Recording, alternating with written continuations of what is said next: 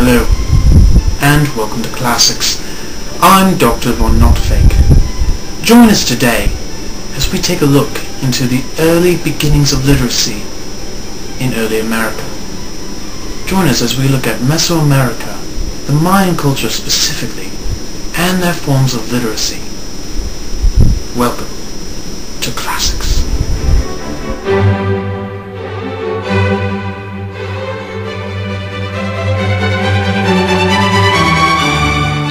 It's hard to imagine a world without the written word. A world where these written sentences would carry no meaning.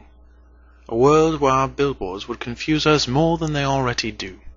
A world without books, without scripts, without prescriptions, without an effective means of multi-generational communication. Luckily, this is not the world we were born into. We were born into a world well versed in the written word, so much so that it has found our way into almost every aspect of our daily lives. From the papers we read to the contracts we sign, the written word carries a great deal of importance for us. Yet this wasn't always the case. So now, as we face new frontiers in the course of human evolutions, we look back at how this all started. For it is in understanding our past that we can control our future. Out of the 5 independently developed writing systems in the known world, the only complete writing system in Mesoamerica was that of the Mayans. The first clearly identifiable Mayan scripts date back to around the 3rd century BC, and the Mayan script was used continuously until the time of the conquistadors. Mayan writing uses logograms, complemented by a set of syllabic glyphs, somewhat similar in function to modern Japanese writing.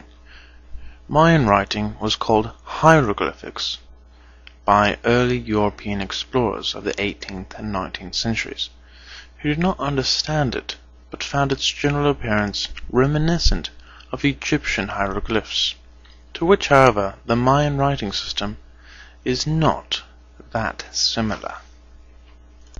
Tragically, in recent years, it has been very difficult to study Mayan writing, because all of the Mayan writing on any form of paper has been destroyed, either by the conquerors or by the process of time. But luckily, stuck within their ceramics, on their walls, carved in stone or wood, or molded in stucco, are the symbols of the Mayans' writing. While we could talk about how the Mayan system is a combination of logographic and phonetic writing, and go in depth as to how ancient scholars could spell words with signs representing whole words or individual sounds, let's look more importantly at who benefited from the writing. Who did the writing help? What was the writing made for? And why did humanity need to begin literacy? These are the important questions that one has to ask when looking at early formations of literacy, specifically in reference to the Mayans. As we can all tell from Mel Gibson's movie Apocalypto, the Mayans were a vicious and bloodthirsty people. While of course much of that is indeed Hollywood, there is a certain thread of truth. The Mayans did participate in human sacrifices, but there is an important part to the human sacrifices that perhaps is a bit more behind the scenes. You see, the Mayans were very ahead of their time in terms of astronomy. They knew a great deal about their environment, to even a point to where their numbers were far, far advanced as well. Today we still view the Mayan calendar with a sense of respect and of great interest into how a seemingly primitive society was able to write down and calculate the solstices and the lunar eclipses for thousands of years after their fall, even to the point to where many people worry about December 23rd, 2012, which is the date on which the Mayan calendar ends. But getting back to the human sacrifices. The sacrifices often aligned with some celestial important event, such as an eclipse.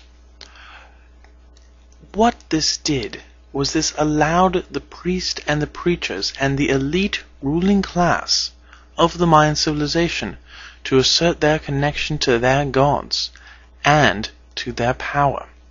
This kept a clear division between the classes.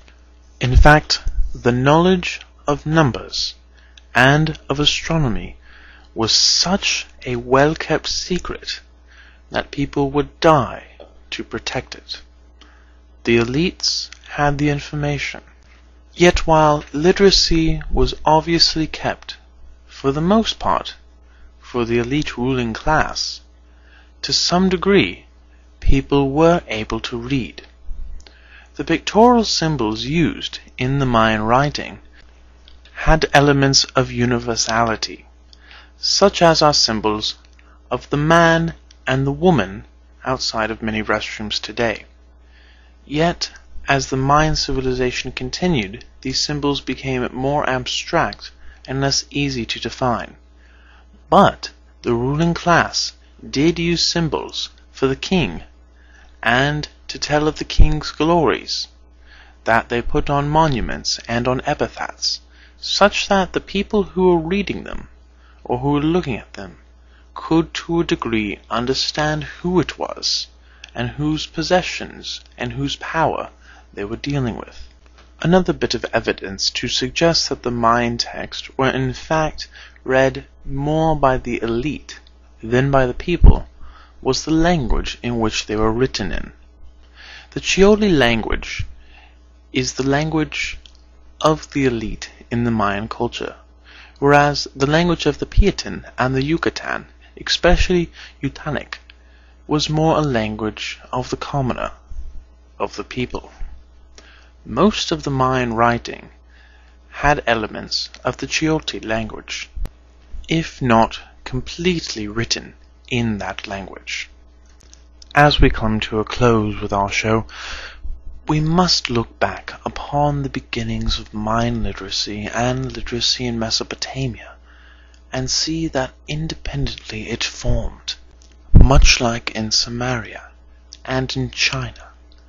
Literacy came about as an important part of a natural evolution of humanity. Each culture independently came up with this notion. And so now that our cultures have combined and our people have grown together into a global community, we must wait and see how the gift and powers of literacy carry us on into the next millennia and into the next stage of our progression as a species.